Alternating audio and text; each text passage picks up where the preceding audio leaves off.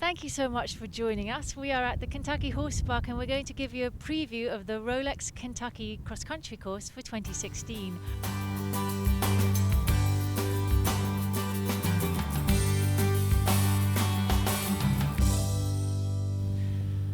I'm here at the horse park, the Kentucky Horse Park, with Tom Ryckewaert, who's the technical delegate for the Rolex Kentucky 2016 3-day event. Tom, what exactly does that mean? Well, the technical delegate will look after or approve the technical and administrative matters of the competition. That means, for instance, we will inspect all three phases: dressage, show jumping, and of course what we did today is inspect the cross-country. I walked with the course designer, with Derek. We walked the course. All fences are out. Of course it needs decoration, flags, etc. But now we can really see the height of the fences, the technicality. So we agree on the course today and approve it. I'm here with the course designer, Derek Grazia. We're at the first combination on the course. It's about a minute in. It's fence 4 and it's pretty much exactly the same as it was last year. Yeah, the first 4 fences on the course are the same as last year.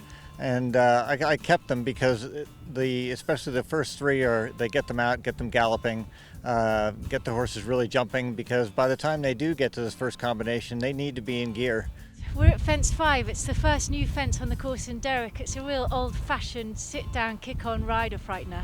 I must point out before you go any further, it will be trimmed a little bit. It's not quite finished. Well, I hope so, because right now it's quite large, and these fences always do sort of make you gasp a bit when you first walk up to them, because they are very large. And this, when it's done, will be 1.45 m, 4'9" in height, and it'll be something that you're going to want to really make sure you gallop at. We're on the far side of fence 6A and B, the creekside cabin. It's the first look into water that the horses are going to have. It's a pretty serious jump into the water, and I guess it's pretty important how the horses are going to react, as there's plenty of water still to come. Well, yes, and after jumping the keeper's brush, which was not too far, not too much earlier than this, there's quite a bit of momentum that they're going to be having after the keeper's brush, and so it's really up to them to get their horses back in balance, and then to be able to have a good positive ride to the cabin on top of the mound. That cabin is actually quite big, and then they go down the slope, and it's really up to you, to the rider, and the length stride that they're on with the horses to determine how many strides they're going to get in between the cabin and the goose. We're coming up on almost halfway around the course now, and the riders have got the head of the lake behind them, but no time to really breathe a sigh of relief, because we're at the mounds, Derek, and we don't have the keyholes that you had last year, but still a pretty big question. We've got 2 skinnies. Well, they're the curving brushes here. This fence is really all about the direction and making sure you have the right length stride to be able to fit between the 2 brushes, and I think that's really what it's all going to come down to. Horses at this point in the course are on a pretty open stride, and so when they're coming up the hill, they're just going to have to make sure, depending on what type of horse they're riding, that they're going to get their horse in the right balance to be able to jump these fences successfully. Let's go and have a look at the new water, the Rover Landing.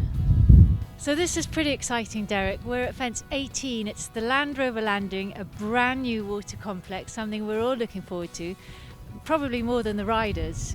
It's the 4th time the horses are going into the water. Talk us through it a little bit. Well, they've just come down the hill. Again, it's a bit past the halfway at the 7-minute mark, and they've just come down from the hollow, and so they should still be full of run here, and the horses, because they've been in water a few times before, the water really shouldn't affect them that much. This year, this was a great place, it seemed like, to have another water fence, and so it's now been put in, and I think it'll be a great feature in the future. Well, let's hope the riders agree, and we can't wait to see how it's going to ride. Let's kick on and go to our next fence. It's another water jump. We're at the Lexington Duck Marsh, and the water is not so much an issue now. It's more the fact that we're coming home and the horses are getting pretty tired. We've got a new feature coming in. We've got the half pipe, not the horseshoe. You're from California, we're calling it the half pipe. That's it. And we've got the signature ducks who is still there. Talk us through this jump a little bit, Derek.